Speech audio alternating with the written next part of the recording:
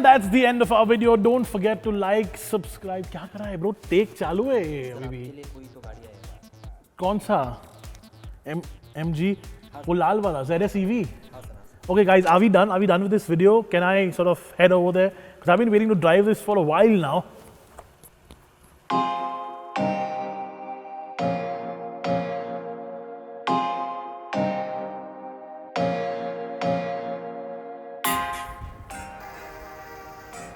How the f have they made this look nicer than the normal Aster? Had you expecting me to clean it iron in this mess? Cut your nose off. And when you come in, I mean, I know when you bring is stress. Block the phone off. Tell me I need none of that. Get bad vibe, them no life. Tell me I need none of that. Get bad vibe, them no life. Come with the bad vibe. That isn't a wheel. Well, it's an aero cover on the wheel. एक कपड़ा देना मेरे को. Put this down here. If you realize there are no wheel bolts on this,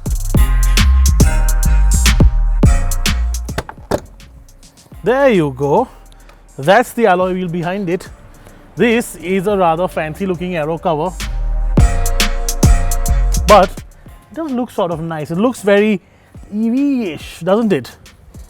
More and more people are doing this nowadays.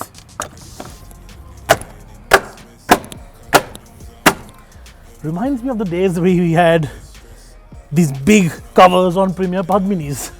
Get bad vibe, them no life. Tell me I need none of that. Get bad vibe, them no life. But I have an issue. I have a very mild form of OCD and it gets triggered sometimes. It gets triggered by things like this recharge flap. Why does it have to be offset? Why can't it be here behind the logo? Why does it have to have panel gaps like Hindustan Motors made it? This is driving me crazy. It's such a brilliant design in the front. The grille looks so modern. It looks like a Tesla Model 3. Why does this have to be here? MG, why? Why does this exist?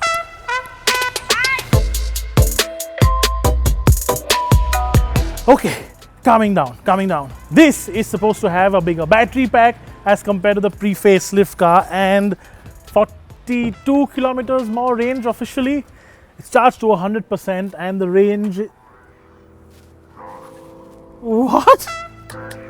Road trip!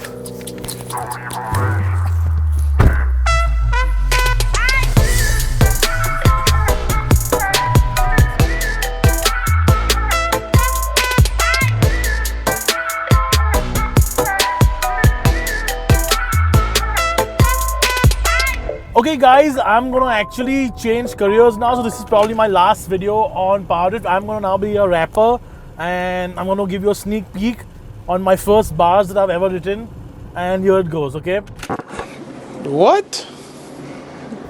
We are in an MG ZS EV. We are going to Mahabaleshwar to eat some strawberry. That's because it has more battery. I'm glad I do car reviews well because I'd be a really, really horrible rapper, isn't it? That said, yes, this is an updated battery pack that they've given on the ZS EV facelift. I'm still thinking why I've done that, but if you're still with us, thank you for staying past all my rubbish. Nonetheless, 461 kilometers on the official range. Realistically, you'll get about 357 on the meters. That's what we got when we started off. But on the normal mode, you get a little bit less. And obviously on the sport mode, you get an even lesser range figure. But the fact that it has more range now means that you can actually go longer, which is why I've decided, well, I haven't gone to Mahabaleshwar in a while. I haven't eaten some strawberry in a while. So a quick day trip without charging or without even bothering with range anxiety. Can it do it? That's the real test. Now, I've chosen Mahabaleshwar for two reasons. One, because I want to go and eat there. And second, it has some ghats going up. It has some hilly roads. So it'll be a real test of range as we've just pulled off the highway to take that right turn towards Mahabaleshwar. Those hills I am a little worried about because I have been normal on the throttle, not gentle, but not as hard as I normally drive. Coming down will be an advantage. But again, will the range anxiety really come into play? We shall see soon. Off the highway finally and on to semi-urban roads, and time to turn on the regen or curse to level 3. And what this means is that you can actually drive the MG ZS EV with just one pedal, the accelerator pedal, and when you lift off, it brakes for you. It is weird at first, it just is. But once you get used to it, it's awesome, and that's the way you want to drive it.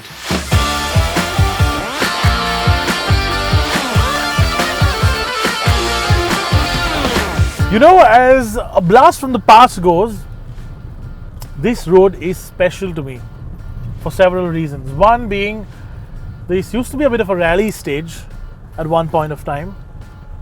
And second being, my dad used to absolutely love this road to the point where if we would ever come here, we drop the family up and then the two of us would actually go up and down this road, completely caning the car that we were in. Nonetheless, since we are at the twisties and since I want to relive some of those memories, I think it's high time we put it in sport and give it a bit of a light thrashing, shall we? Yes, this isn't some Mini Cooper S JCW, but I can safely tell you that I had as much fun in this as I would have had in a Mini. It's so quick on the move, and that's because it's not just the range that's improved, it's also got more power. 176 horses and 353 instant torques. It squeezed its tires. It's very un-EV like, to be very honest, this thing. But at the same time, you do feel that weight. You do feel it while going through the corners. You do feel it while coming to a halt really quickly. And you definitely do feel it while caning this car a bit. This has the power, but it sort of would like to be driven in a more dignified way.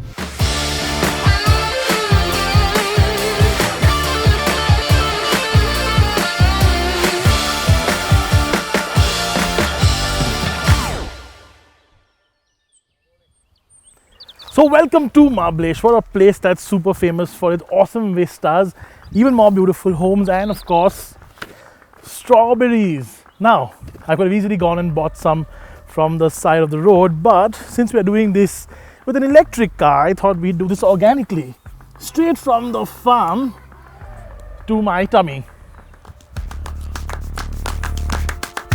Ooh.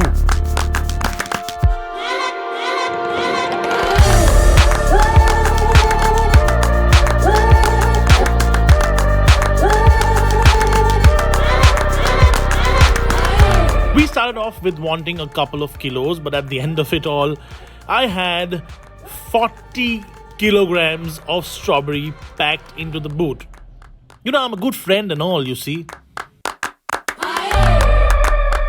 I have just turned around and started my journey way back to Pune from Mahabaleshwar, and I have 52% charge left on my screen right here.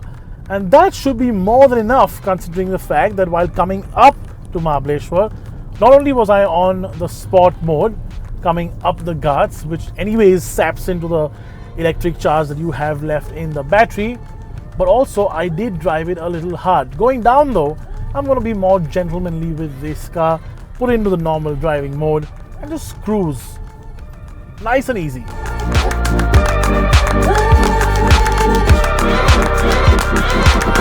What's interesting to note, or what really interests me though, is that percentage at the end of my journey. What do you think is going to be left over?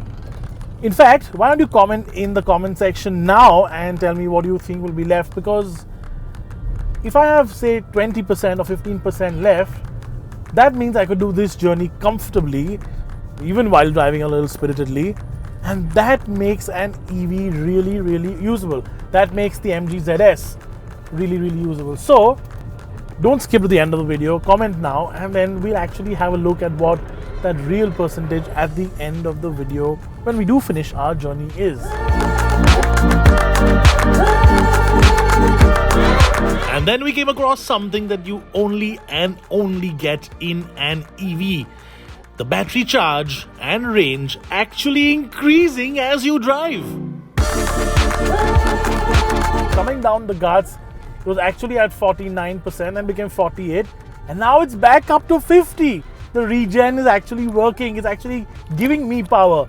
You know that energy can never be generated nor destroyed, can only be turned from one form to another. Kinetic energy turned into electricity here right now. Imagine that. Imagine driving and getting petrol back into your car. That's what's happening with this.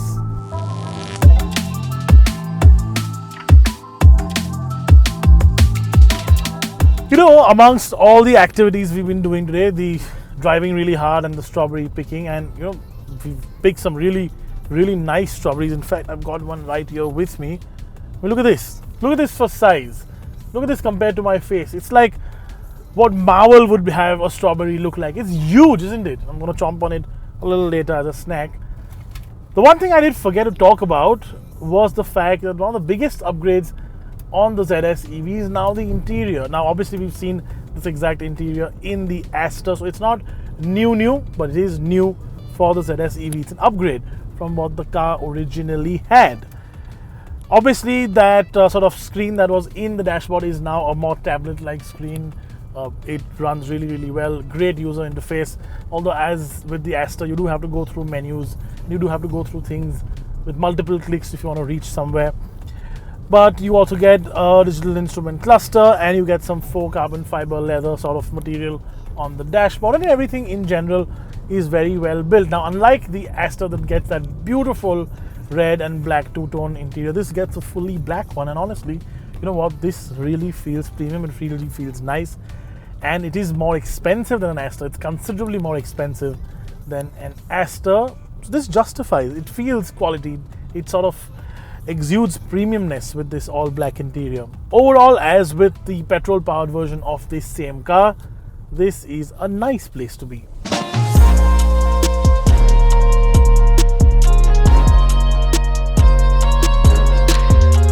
As the miles rolled on and the range slowly crept lower and lower, I must confess range anxiety did creep in, from the 40s to the 30s, then to the 20s, and then into the teens. Luckily, a slightly gentle right leg, but easily along with the flow of traffic, if not a faster stint later, we were back where we started that morning, and as I usually am, I was spot on with the charge figures left off too. You see, I told you it'd be about this charge left. I've got 14% on the screen, just under the 15 to 20% that I mentioned that I thought I would get at the end of my 250 kilometer long road trip. That means that this is now a real usable EV that you can road trip, well, shorter road trips with.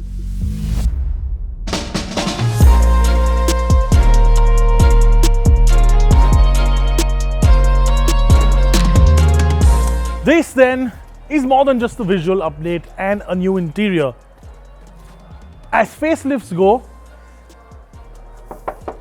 this is as comprehensive as it gets.